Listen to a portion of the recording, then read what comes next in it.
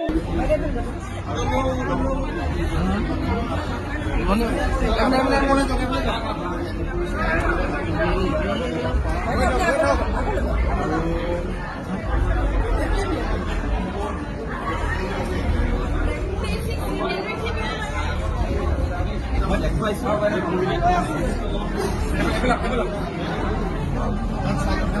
ৰবিনালে চাই ওলাই আহিছোঁ এতিয়া ফাৰ্ষ্ট ডে ফাৰ্ষ্ট শ্ব' মানে প্ৰথম কথা ক'ব গ'লে সেইখন চিনেমা চালে আপোনালোকে অকণমান অন্তৰত মানে শক্তি লৈ যাওক, নহ'লে চব মানুহে চাব নোৱাৰিব। ইমানেই বহুত মানুহে কান্দিছে ভিতৰত দেখিছোঁ, সবে কান্দি কান্দি অৱস্থা বেয়া।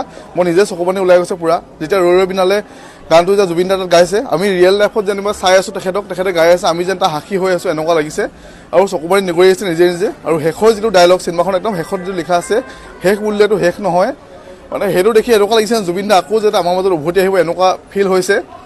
সকলোৱে ৰবিনালেখন চাওক আৰু কি ক'ম, ক'বলৈ মোৰ শব্দ নাই আৰু বেছি নকওঁ মানে এইটো বিষয়ত মই। কিন্তু এটা ৰিকুৱেষ্ট কৰিম সকলোকে যে সকলোৱে যাতে কোনো যাতে ভিডিঅ' নকৰে। মই দেখিছোঁ দুজনমানে ভিডিঅ' কৰিছে, প্লিজ এনেকুৱা নকৰিব। জুবিন দাৰ কষ্ট হ'ব, কাৰণ জুবিন দাই বিচাৰিছিলে যে এইবোৰ নহওক, পাইৰেচি হোৱাটো একদম বিচৰা নাছিলে তেখেতে।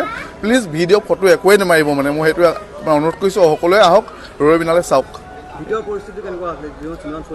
হয় মানে ভিতৰত মানুহে কান্দিছে, মানে মোৰ মাও গৈছে, মাক মই ওচৰতে বহিছোঁ যিহেতু, মা কান্দি কান্দি অৱস্থা বেয়া।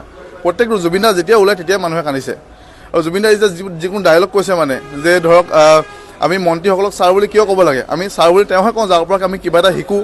তো সেই ডায়লগক সকলোৱে হাত চৰি বজাইছে।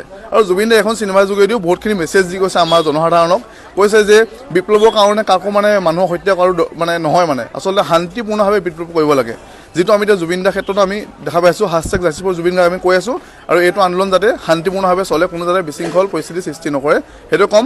আৰু জুবিন দা সদায় আমাৰ মাজত থাকিব। জয় জুবিন দা।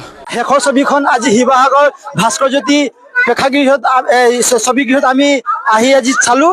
আৰু জুবিন দাৰ চিনেমাখন চোৱাৰ ঘৰৰ পৰা ওলাওঁতে আৱেগিক হৈ পৰিছিলোঁ। আৰু চিনেমাখন চোৱাৰ পিছতে যেন গোটেই গাটোত কঁপি উঠিছে তেখেতৰ চিনেমাখন চাই, শেষৰ চিনেমাখন চাই। আৰু আমি কেতিয়া ভবা নাছিলোঁ যে জুবিন দা বিহীন আমি তেখেতৰ চিনেমাখন চাবলৈ পাম। কিন্তু আজি তেখেতৰ মৃত্যুৰ পিছতো আমি আজি শেষৰ চিনেমাখন চালোঁ আৰু গোটেই চিনেমাখন চাই আমি আৱেগিক হৈ পৰিছোঁ।